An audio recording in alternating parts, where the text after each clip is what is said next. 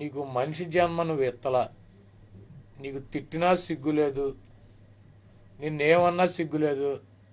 నీ దగ్గర ఉన్నటువంటి భజనగాళ్ళని పంపించి తెల్లారిపాటికి ఒక ప్రెస్ మీట్, రోజు మీ దరిద్ర మొహాలు ఆ టీవీలో కనుక కనపడకపోతే జనం మర్చిపోతారేమో, ఏదోటి మీరు చెప్పేటువంటి అబద్ధాలతో కొంతమంది అన్న మమ్మల్ని నమ్ముతారేమో అన్నటువంటి దరిద్రపు ఆలోచనలు తప్పించి నీ బతుకంతా కుట్రలో కుతంత్రాలు, ఎవరో ఒకళ్ళ మీద నిందలేయటం, నీ గురించి గొప్పగా నువ్వు చెప్పుకోవటం, ఇవన్నీ కూడా ఈ రాష్ట్ర ప్రజానీకం చూస్తున్నారు. చంద్రబాబు నాయుడు నువ్వు ఎన్ని డ్రామాలు వేసినా, ఎన్ని కుట్రలు చేసినా, ఎన్ని కుతంత్రాలు చేసినా ఈ రాష్ట్రంలో నువ్వు బతికొండగా జగన్మోహన్ రెడ్డి గారి ప్రభుత్వాన్ని ఏమీ చేయలేవు. నువ్వే కాదు, నీ కొడుకు పప్పు కూడా జగన్మోహన్ రెడ్డి గారి ప్రభుత్వాన్ని ఏమీ చేయలేడు. అతను ట్విట్టర్లకు పరిమితం అయ్యి, యూట్యూబ్లకు పరిమితం అయ్యి వాటిల్లోనే బతకాల్సినటువంటి పరిస్థితి ఈ రాష్ట్ర ప్రజలు మీకు కల్పించారు. కాబట్టి జగన్మోహన్ రెడ్డి గారిని చిన్న వయసులో ఆయనకు వచ్చినటువంటి కీర్తి ప్రతిష్టలను చూసి ఏడవమాక.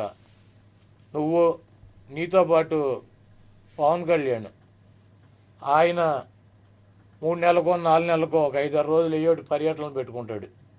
ఒక మంచి ఏసీ రూమ్లో కూర్చొని కార్యకర్తలను, లేకపోతే లాయర్లను, డాక్టర్లను, యాక్టర్లను ఎవరో ఒకళ్ళని పిలిపించుకుని మీటింగ్ చెబుతాడు. దాంట్లో జగన్మోహన్ రెడ్డి గారి గురించి మాట్లాడతాడు. ఈయన జగన్మోహన్ రెడ్డి గారిని ముఖ్యమంత్రిగా గుర్తించట్లేదంట. ఇప్పుడు జగన్మోహన్ రెడ్డి గారి ప్రభుత్వాన్ని ఎవరైనా రద్దు చేస్తారా నువ్వు గుర్తించకపోతే? కాబట్టి నీ గురించి మేము పట్టించుకోవట్లా, ఈ రాష్ట్ర ప్రజలు పట్టించుకోవట్లా. నీ మీద ఏ రకమైనటువంటి తీర్పు ఇచ్చారో ఈ రాష్ట్ర ప్రజలు మనందరం చూసాం. నువ్వు చంద్రబాబు నాయుడు చెప్పిన దానికి ఆయన తా అంటే నువ్వు తందానా, ఆయన తానా పెడితే నువ్వు వెళ్ళి తందానా కొట్టొస్తావు. కాబట్టి తానా బ్యాచ్కి తందానా బ్యాచ్కి ఏమీ తేడా లేదు. ఇద్దరు కలిపి జగన్మోహన్ రెడ్డి గారి మీద విమర్శలు చేస్తున్నారు. వీటన్నిటిని కూడా మేము ఖండిస్తున్నాం. కామెంట్ కూడా చేశారు సార్, 6 నెలల కాలంలో కనీసం ఉల్లిపాయ ధరలు కూడా అందుబాటులోకి లేకుండా చేశారు.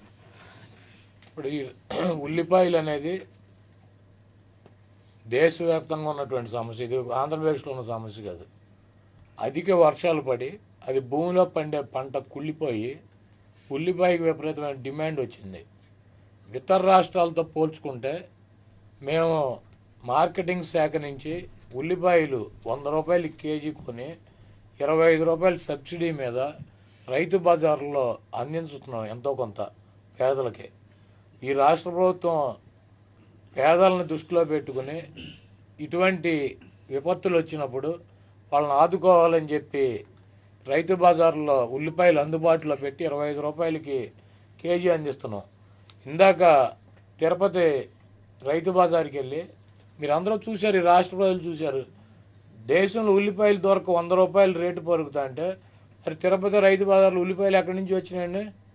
పవన్ కళ్యాణ్ తీసుకొచ్చి పెట్టాడా, లేకపోతే చంద్రబాబు నాయుడు తీసుకొచ్చి పెట్టాడా?